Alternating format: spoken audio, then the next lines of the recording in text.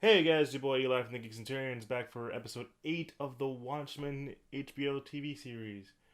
This episode's called A God Walks into a Bar. A bar. Like, I think we did this joke last week okay, just, or last time. Yeah. okay. So, for those of you who don't know how this works, usually we kind of bounce around the way, or however we do it, but now I'm just feel like it's better if we just start off with our thoughts on the episode as we go slowly break down what happens in the episode. And well, Joe, how about you start us off? Um, I think this was a solid episode. A lot of it is sort of like a flashback episode, essentially. Yeah, from the perspective of Doctor Manhattan, because as we know, he is Cal. Yeah, Cal. Yeah, he's Cal. I wanted to call him Hal for some reason, and yeah, so we saw that, and now we're seeing from his lens. But as you say. Yeah. So I think it all works pretty well. Like, it pretty much just like this whole episode is just like a huge like, oh, so Doctor Manhattan was essentially behind everything kind of thing. Kind of. Yeah, like it sort of just explains what he's been doing, Mm-hmm. why, and like sort of just like explains sort of like the backstory between his relationship with Angela, Mm-hmm. and yeah, that's most of the episode really. It's sort of just like it's sort of framed as sort of like him explaining stuff to Angela. So it's all kind of I don't know. It's a solid episode. Yeah, I was gonna say for me, this is like this huge conversation about why these two are together, why are they basically in love, I would say. And it does it in a very interesting way to show like the progression of this romance, I guess. Like like there's chemistry between the actors. Yeah, because like let's face it, like earlier in the episodes there weren't really that much of chemistry, but this kind of like explores it more, and you can see why they're together. Yeah. I think this episode definitely like essentially serves to like be sort of like a explanation as to why Doctor Manhattan Mm-hmm. would choose to fall in love with Angela and like do all this stuff for her. Mm-hmm. So you want to start it off, or do you want me to start off with the breakdown? Well, I mean, did you like give your thoughts on the Yeah. episode? Oh, I did. I said it was. It was. I think it was a. Well, I think it. Like I said earlier, it was. It's very much. It tells you the story of how these two got together. I really like that. It's. There's a lot of reveals that happen throughout this episode, and it all kind of makes sense, while also planting more seeds for next week's episode, which is the last episode. Yeah, absolutely. And yeah, I guess we can just start off as like how this episode starts. So yeah, this episode starts 10 years before the actual events of this series. It's Angela. She's in Vietnam. She's a cop. She's at a bar. It's during that festival of like, hey, we Vietnam is part of the U.S. Hooray, Doctor Manhattan. Doctor Manhattan basically comes into the bar as himself. Wears like a ironically wears a mask of Doctor Manhattan to hide his face, and is a little more well put together, I guess. Yeah, he's wearing a suit. Yeah. Yeah, he has a tie and everything, and he Yeah. looks pretty dapper. Quite dapper, even though we never see his face. Yeah, which is sort of like the recurring like way of showing Doctor Manhattan in this episode up until like the end. Yeah, and the thing that I really liked about this was that you kind of have your own image of Doctor Manhattan, and later on, like I'll get to that, and later on something happens, and I'll get to that later. But essentially, he's trying to get her attention. I wouldn't say catcalling, but like, hey girl, how you doing? How you doing? Well, Not like that. yeah, it's more like just very subtle Yeah.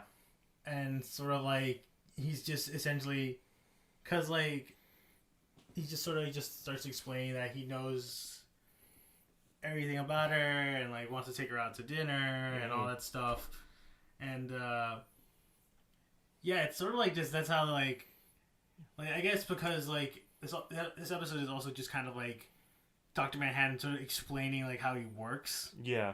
That he's like can experience everything at any moment. Mm-hmm.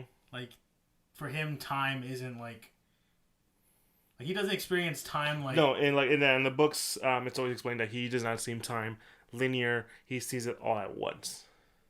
yeah. He sees the past, the present, and the future all at once. It's like having three TVs showing three different shows, and you're seeing it all at the same time. Or like one episode of this, like episode 1 of something, episode 5 of something, episode 155, whatever, something like that. I don't know.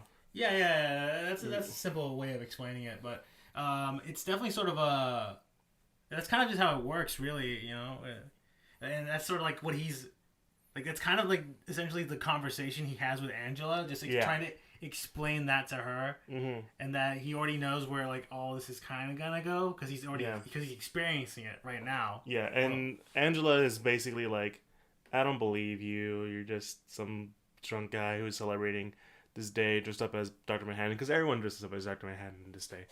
But no, he proves it to her by answering, like, this is what I've been up to in the past 30 years since, like, I disappeared. And basically confirming what we thought about the Mars thing, that's pretty much that's not true. Yeah, like the Mars that's all just like a pre-recorded footage of him doing random stuff on Mars. Yeah. Well, I wouldn't say pre-recorded, but like, well, yeah, it's like acted out, I guess. Yeah. So essentially, he goes into like what he's been doing in Europa, and we were right. He did create that little pocket Earth or whatever. Yeah, like he went to Europa specifically to like start life on Europa, and you know creates the two like little servants that Adrian Veidt has, as we've seen throughout the And we get a confirmation of what they were based off. And this is where Dr. Manhattan talks about time and him, and for him, he sees it all. While he's like looking into like how he created his little Garden of Eden, I would say. I mean, yeah, they kind of like just call it that. Yeah, well, they don't literally call it, but they compare it to it a lot. It's easily comparable. And when we get to that, and we find out, we see a young John. As a kid, you know, him and his dad are escaping the Nazis, and they stay at this little home in England before they head to America. And you know, he's just walking around, you know, checking the place out, checking out the big manor, because it turns out that house that we see in the little Adrian Veidt stories are actually belong to this couple who he met earlier, and they are the basis for Mr. Phillips and whatever her Crenshaw, right? Yeah, Miss Crenshaw. I believe Miss her Crenshaw. name. Yeah. And so, you know, he sees them basically banging. Well, yeah, he catches them in the act because he's just exploring, and then like he hears somebody coming into the room, and then like he hides in like the closet, and they find him in there. And I'm surprised they don't scold him like most people would do. Like, hey, you shouldn't be here. Don't ever talk about what you found, but I guess like for them it's something natural. Well, I mean, yeah. Which makes sense for like Dr. Manhattan when it comes to like that kind of stuff. He's just like, I'd rather be all natural, man. Well, yeah, I guess I guess that's that's one way of seeing it. Yeah, that's one way of seeing it. But yeah, that's sort of like how that happens, and they sort of like, they have kind of like a talk with him afterwards, sort of explaining that you know they want a child because they had a child, but he died of like an illness when he was young, and they're trying to make a new child. Yeah. And like they give John a Bible, and essentially sort of like ask him to promise them that he'll like one day create something beautiful. To which he creates life, the most beautiful thing that people could agree on is life, and he bases off, like I said, his Adam and Eve on these two who essentially show them the beauty of life. You know? Yeah. So, it's sort of like his way of like, I guess paying back to them, which I find that slightly interesting. And, so the next thing that happens was, Angela doesn't believe shit. Yeah, like it constantly cuts back to their conversation in the bar, and Angela's sort of always questioning, sort of like, well, that's just simply not true. Hmm. I don't believe you for a second. Oh yeah, like sure, Europa, in on the moon of Jupiter, as they science nerd. But essentially, Angela's like, well, if you're doing all that, why are you interested in me? He's in love with her, and he just doesn't get it. And from there, Doctor Manhattan explains essentially their future together, and how it only takes about like 6 months for them to do this and together for a certain number of years, and there's some things that he can't even see. We don't know that yet, and it's all gonna be really revealed later on, which which we have to address. I wanted to put it in a spoiler, but we gotta address that one. But it starts off with him telling Angela what's gonna happen in the first 2 weeks, where Angela helps him find a body, and that body being Cal's. Yeah. And this is where, for Angela, she just wants him to hurry up and choose a body. But this is one of the things I've always liked about Dr. Manhattan. I wouldn't say he's so above it, but he just has this different perception of like of the world, where for him it's all the same to him. It doesn't really, he doesn't see, I would say, the imperfections of whatever. You know what I'm saying? Yeah, like he's sort of like he doesn't really like see like what's the big deal about certain things. Mm-hmm. For him, it's all just like inconveniences. Mm-hmm. I guess you would say. I guess that's how you say that. And so he just sort of like I mean, you can pick it. I mean, it doesn't matter to me like what you like. It doesn't matter to me how I look. I want you to like pick pick something that looks good to you or something. Yeah. It doesn't matter to me. And so she ends up choosing the one guy she's attracted to. Funny enough, it's a dead body, so. I mean, yeah. By the way, like, she specifically has him pick out dead bodies from a morgue that are gonna get cremated because they have no next of kin. Yeah, they have no next of kin, so it's easy for them to like, hide them out and all that good stuff. Yeah. And essentially, what happens next is that Dr. Manhattan goes into that their relationship will have its first problems within the first 6 months.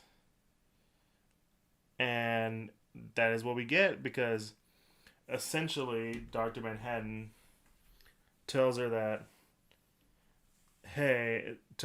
I know why you don't want to do any of this. And it's because you feel you have, I wouldn't say commitment issues, but like stuff involving your family. That's your big iffy thing.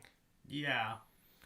And that upsets her. And then, of course, they have to go into this fight. And this is kind of thing you have to expect from when it comes to Dr. Manhattan. He likes to tell stuff out of order, because that's how he sees the world. Well, that's how he sees time. It's all out of order for him, and he just sees it as it comes to him. The only time he doesn't see it where it involves this sort of particle thing that called tachyons that prevent him from seeing the future or whatever. Yeah, it's sort of like, I think you explained it last week that tachyons are sort of like his kryptonite. Yeah. And sort of yeah, but that's sort of like how it goes. I think what happens next, right, is I'm trying to remember what happens next, but I think it's he like Dr. Manhattan essentially explains that he's gonna like. No, actually, no. That's different. No, what he does next is he goes to Adrian Veidt, right? Yeah, he goes to Adrian. I was waiting for you to say that. Like, he goes to meet Adrian Veidt, as in Cal's body, full nakedness, just as Dr. Manhattan would, and that's how Adrian Veidt figures it out that, hey, yeah, you're Dr. Manhattan. Yeah, I know you're Dr. Manhattan, because you're the only one who would do something like this. Kind of a poking joke at the fact that he always walks around naked. Yeah. And so they have a conversation about a lot of stuff, and this is where we find out. This is where Adrian is essentially the reason why there's a lot of squid rainfall. Yeah, he specifically just triggers random squids to fall out of the sky, Hmm. which is his way of like continuing like The fear the fear. of another squid attack. Yeah.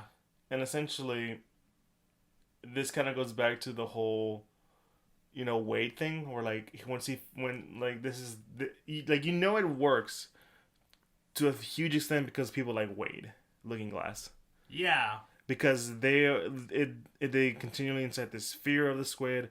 We know that Wade was the guy who was always like dissecting the squids or whatever, and it works because you see how the world has reacted to it. At the same time, they're still waiting to like fight it, I guess, because they're still working on like basically atom bombs. Yeah, because like I think in that scene as well, like before Dr. Manhattan like talks to him, like Adrian Veidt is just like watching like world news and like and sort of like questions why the human race still need like why people still are making like nuclear weapons. Because it's the only way for them to feel safe. Yeah, which is like what Dr. Manhattan said. Like for them, that's like how they make themselves feel safe. Yeah, and later on, John asked him about no, not John. Adrian Veidt asked him why is he taking this form? What is the big deal? And of course, Adrian was able to narrow it down that it is because he is in love. Yeah. Sort of, it's always been sort of, and it's funny because that's always been kind of the weakness of Doctor Manhattan is the ladies. I guess I would say. It was always I think her name was Jenny Slater or Jenny whatever. First name was Jenny. Then it was Silk Spectre 2, Lori, and now it's Angela. Yeah. So it's he's clearly has a thing for the it's clearly his weakness, and now what essentially later happens is that they go over a lot of stuff, and we find out that Adrian Veidt had more than one plan. By the way, at the same time he's talking to, like I said earlier, at the same time he's talking to all these people, he's also still talking to Angela in the past, in the 10 years, Yeah. and Adrian talks about his plan, all these like basically the two plans he had for Doctor Manhattan should they ever like go up against each other. The first one is obviously the little Excel particle, whatever, that tore him apart in at the end of the book, towards the end of the book. That didn't really work because he just like brought himself back together. And we find out that was actually Plan B. Yeah. And now we know Plan A, which is the little metal thing that we saw at the end of last week's episode. Yeah, which was specifically made out of like irradiated tachyons. Exactly, and that's how he wasn't able to notice it, and that's how he wasn't able to like. That's why he forgot about a lot of that stuff that would eventually happen to him. Yeah, because essentially, what Adrian like it basically gives Dr. Manhattan amnesia. Like it makes him forget who he is. Mm-hmm. If because it's going to be inserted into his head now. Yeah. And it's interesting. It's the essentially there's this whole Adrian's plan, and we find out that we also forgot to mention that Adrian knew he was around because he wasn't in Mars, he was in Europa because of a certain little elephant. That I'm guessing that elephant was true because there's a lot of elephant motif around her. That's entirely possible. Mm-hmm. I mean, yeah, I think that's definitely possible. Like, because I think because there was a satellite near Europa Mm-hmm. when Adrian Veidt was trying to get help, but he Exactly. timed it. So I think that satellite was from Lady True. Mm-hmm. So yeah, that's entirely possible that she was like probably the only person. She shared that information to Adrian Veidt. So that hey, Dr. Manhattan's on Europa. He's doing something. I don't know what though. Mm-hmm. But as we say, we find out that Adrian's kind of upset. He's upset that he's not getting recognition for the world peace, but of course he's going to keep that a secret because he doesn't want people to know that it was all made up.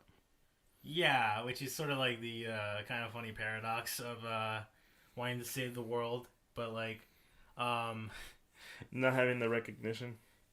yeah, which yeah, it kind of makes sense for his character because he wanting to be recognized for all the for all the things he's done, Mm-hmm. but having the biggest thing that for him having the biggest thing he's done for the Earth be kept in secret, I guess sort of like uh, makes him very angry. I wouldn't say angry, more like depressed. Yeah, yeah, I guess He looks like a broken man. yeah, he certainly does. Like, good lord, man. I've been wondering because I'm guessing he's been staying there. Does he at least eat? Does he shower? I don't know. I mean, listen, he can make like little squids in his little base, so I assume like he can probably make food for himself. Yeah.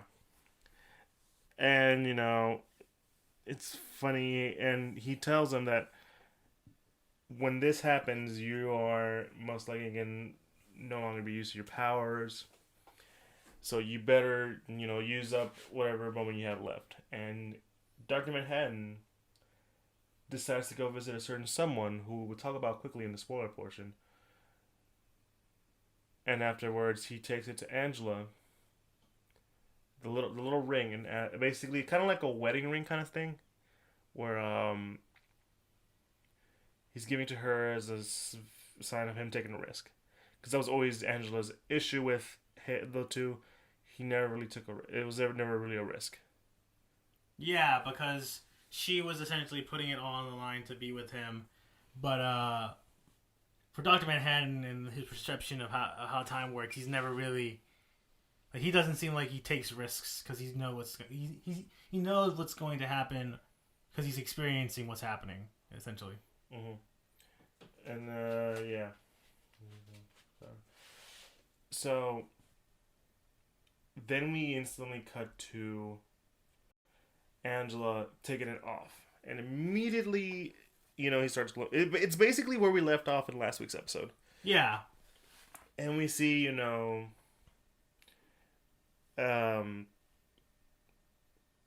John levitating and him noticing his areas. Oh, we forgot about one more thing. Adrian Veidt was sent to Europa because that's what he wanted. Yeah. He wanted not approval, but like admiration.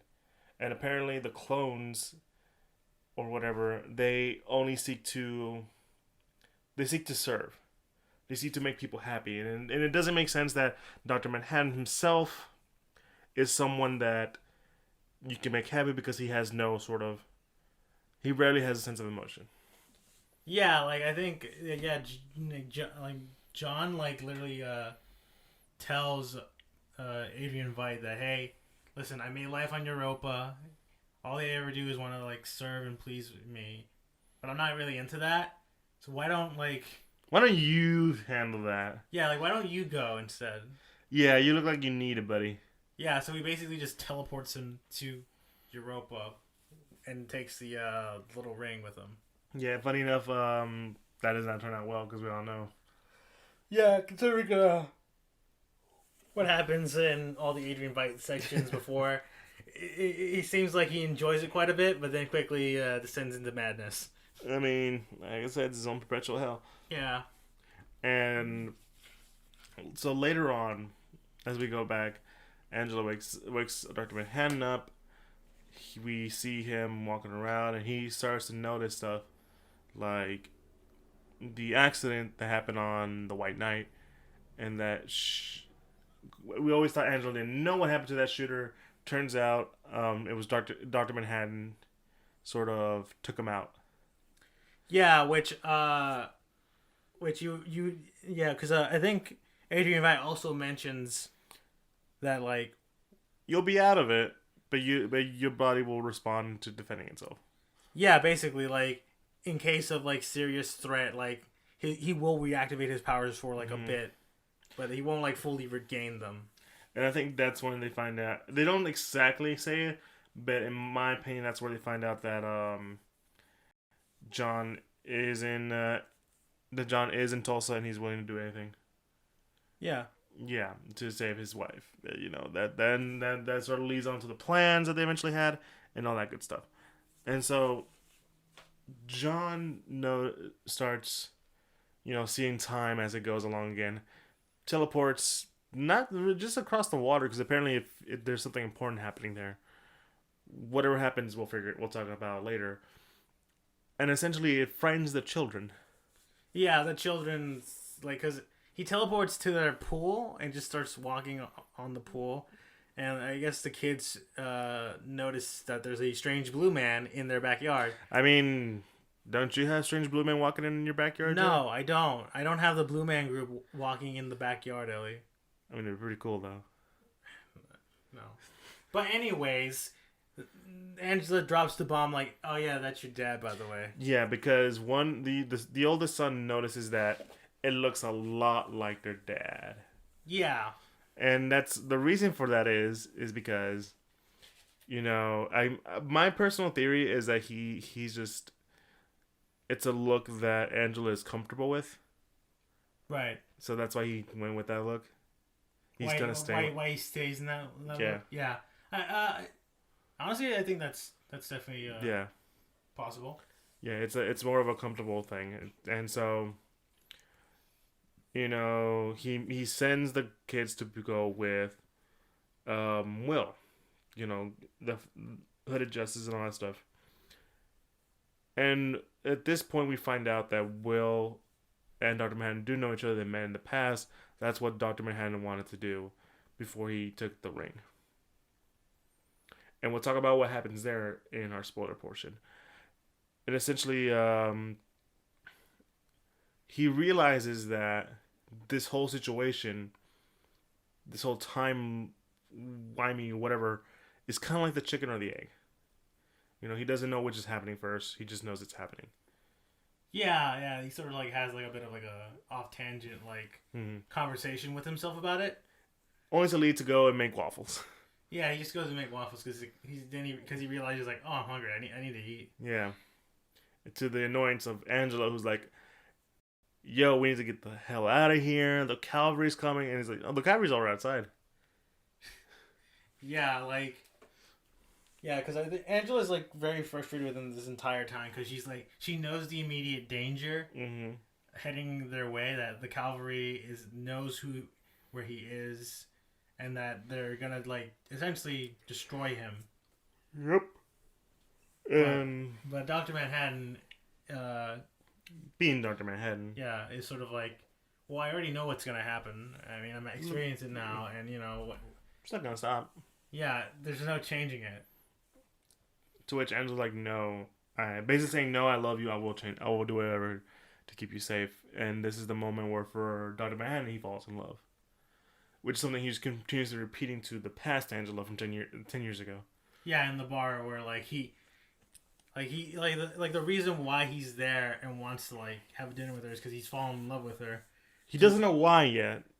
He doesn't necessarily know why. He just knows that it happens. Yeah. And he knows that she's there and wants to meet her. And so, Angela, that's kind of like my big issue with it. Angela kind of goes all, not superhero, but badass to 10th degree, just taking out some cavalry members like they were nothing.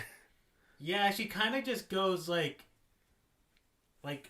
commando on these cavalry. She goes full on Rambo. Yeah, she just pulls out like a single silencer and just starts wrecking people, and does she's so in the game that she's outnumbered by a considerable margin, and she just huge margin. They have a weapon which is made of tachyons, it's gonna mess up Dr. Manhattan, and yet she's just going in hard. Granted, she does almost get killed. Mm-hmm. But then Dr. Manhattan just shows up. Yeah. But I'm saying, for those 5 minutes, it was you are necessarily, too tough for the situation. Yeah, it's just she just, gained, an extra 5, levels of experience, and now it's just, wrecking people.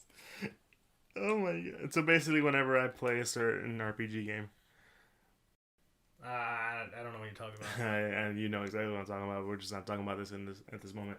But essentially, Dr. Manhattan comes in. He does kind of like the Zack Snyder thing where he just blows people up. but it's like a lot more toned down because it's just the head, kind of. It's just like the head, really. Yeah, he just like starts pointing at people and their heads explode. Yeah.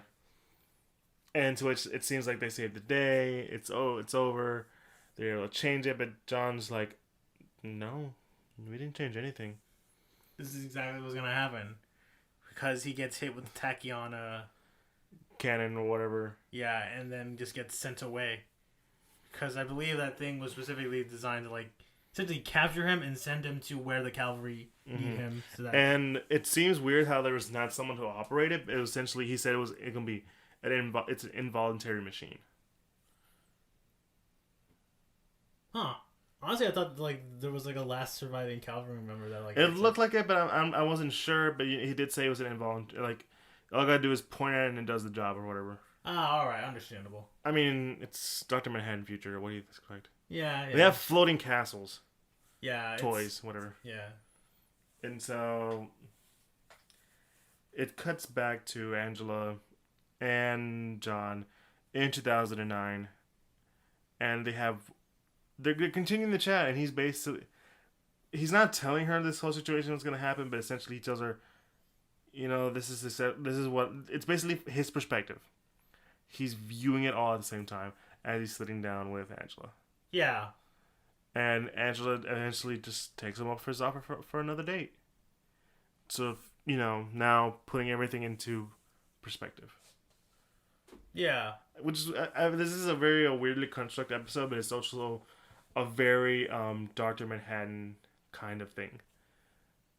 Where he views everything at the same time. He can't really do anything to the future or the past. He just sees it and he just goes with it.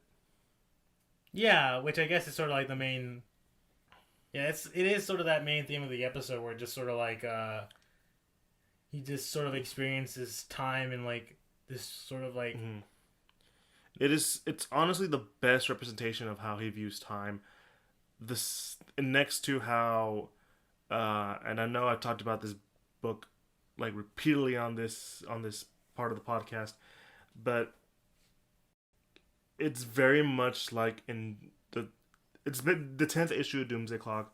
I'm pretty sure I talked about this already, but in that 10th issue, it's actually my favorite issue of this whole series. It explains how Dr. Manhattan can view the metaverse, as he calls it. He views all of the history of the DC universe all at once, and he figures out that the whole, and he even sees like the reboots, like Superman starting in the like what is it, the 40s or whatever, 30s, 20s. Yeah. And how that was his origin, how he was almost part of the Justice Society of America, which is the first iteration of the Justice League. And then later on he gets he sees in the 80s they rebooted Superman's story, and then he sees how they rebooted it again in the mid late 2000s. And he's viewing it all at the same time. And he learned that the whole linchpin of the DC universe is on Superman. Yeah. And it's such a awesome thing, and it's such a very Dr. Manhattan thing. And I'm so happy that they kind of captured that idea, not to the craziness of like the book Doomsday Clock, but like captured the idea of how Dr. Manhattan perceives time. It's very also much like how he saw it in the original Watchmen book of like how he got created, how all this stuff happened. He even narrates it like he would, like it is 1985, it is 2015 or whatever. Yeah. Yeah, he very much sees it like that. And it's I really dug this episode. I think there's some issues with some of the errors in the writing, but that's how I always feel about this show. But it captures that sort of feel of it. So yeah. Yeah. Sorry, I went in there for a little. No, it's whatever, man. It's whatever. It's a great issue, but I'm with you. It's a very solid episode. I think I was right that overall this is a show that would probably be better as a binge watch. Yeah, I guess in a way, because I mean, just because honestly, I think we discussed this a bit like early on in the series that like this sort of like the show's format is sort of like gives you stuff and then like explains it to you as it goes through. Mm-hmm. Because like these last couple of episodes have been sort of like just explaining like In a very great way too. yeah, just explaining like all the hidden mysteries and like various questions that are left during the beginning of the series are now like essentially being answered, and that's sort of like I guess how like the way this like this series has worked, especially with this episode. Yeah, and it's really good. There's also a post-credit scene, but we'll talk about that later because it's very interesting. But aside from that, Joe, you got anything else to say about this episode? Anything that caught your eye? Anything about the Doctor Manhattan effects that they had that was really kind of meh? I think they're all right. I like it. So like it's weird because they have him. There's two looks for Doctor Manhattan. One where he's like glowing and like has pure white eyes, and one where he's like he deglows and you see like Calvin's eyes. Yeah, It feels weird to me. yeah, it's an interesting decision, but I assume that I think it was just because they didn't want to like have like have him be glowing and like the entire time throughout the show. So Yeah, but no, the actor for Cal slash Doctor Manhattan looks really good in blue. He very much captured that feel of Doctor Manhattan. I still feel like the movie version did it better, yeah, especially with the monotone voice that he carries throughout, speaking like this. That it is 1985. You know, he captures it very close enough, and he pretty much does a good job. yeah. I think it was a solid performance, and I think like I said earlier at the beginning, like I think this is just a solid episode. Mm-hmm. Well, what do you think about the next week though? It's the last episode. I don't know, like unless the next week's episode is like 2 hours long, I am a bit nervous as to how all of this is going to end. Yeah, this is like one of those moments where like it's all depending on how it closes because we still gotta figure out what's going on with Vite. We still gotta figure out who the fuck Lube Man is. Yeah. Yeah. If it, I will admit that's probably one of the lesser questions that. It's like one of those things that you feel like you don't need the answer to, but you kind of want the answer to. Yeah, I don't really need to know who he is. I'm pretty sure it's Petey, but I kind of don't need it. Yeah, although I feel like on future rewatches, if they never do explain that, it's just always gonna be one of those unsolved mysteries. Sort of like, who the hell was that guy? And that's how we start the second season, which is weird because like Lindelof has said he's not coming back for a second season.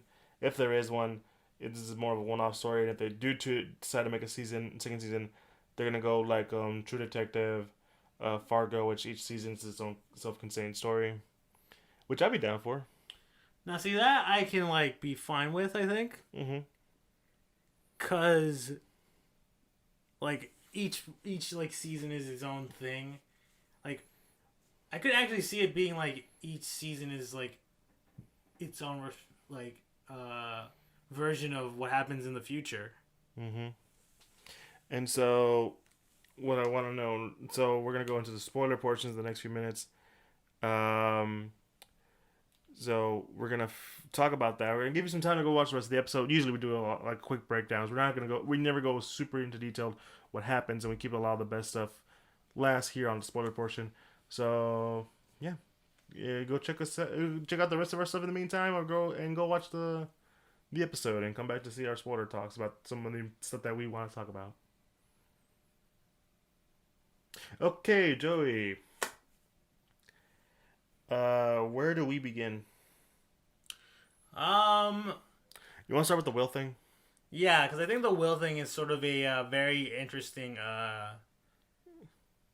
Reveal. reveal. So, as Dr. Manhattan is talking to Will, he's also talking to Angela at the same time, and Angela kind of uses Dr. Manhattan as a telephone to talk to Will from 10 years ago.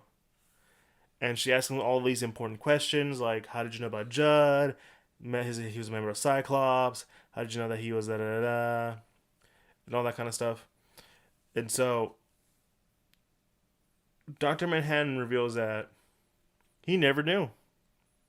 Yeah, because he goes to her because he wants to talk to him about making like essentially like having an alliance, which is like I feel like also half the reason why Will is working with True and told her about the Dr. Manhattan thing. And he like you said, like Angela uses him as sort of like a telephone. Like he asks him like these specific questions, like how did you know about that Judd was like part of like the Cyclops scoop, and how did you know like he had that Klansman outfit in his closet? To which he asks him that, but then Will responds, "I don't know who Judd is." But now he knows. Yeah, but now he knows, which freaks out Angela because like, you know, like she just sort of like she sort of feels responsible for Judd's death, you know, like and not just that, to bring all that attention to them. Yeah, like she essentially started this whole like domino effect of what the fuckery. Yeah, to which Dr. Manhattan goes off and does the whole chicken and the egg thing. Which, by the way, I think we forgot to mention during their conversation in the bar, like Dr. Manhattan, like there's a lot of egg imagery on this one. Yeah, like Dr. Manhattan just like creates an egg in his hand when like, and he talks about, which is something we didn't mention because it's on me a spoiler. He can pass his power onto somebody. Yeah, like in theory, like I think he said in theory that if he can essentially transfer his powers to somebody like through like organic material, I think. Yeah. Is what he said. And like if they consume that organic material with his power, like then he essentially can transfer his powers that way. Which I think is sort of might lead to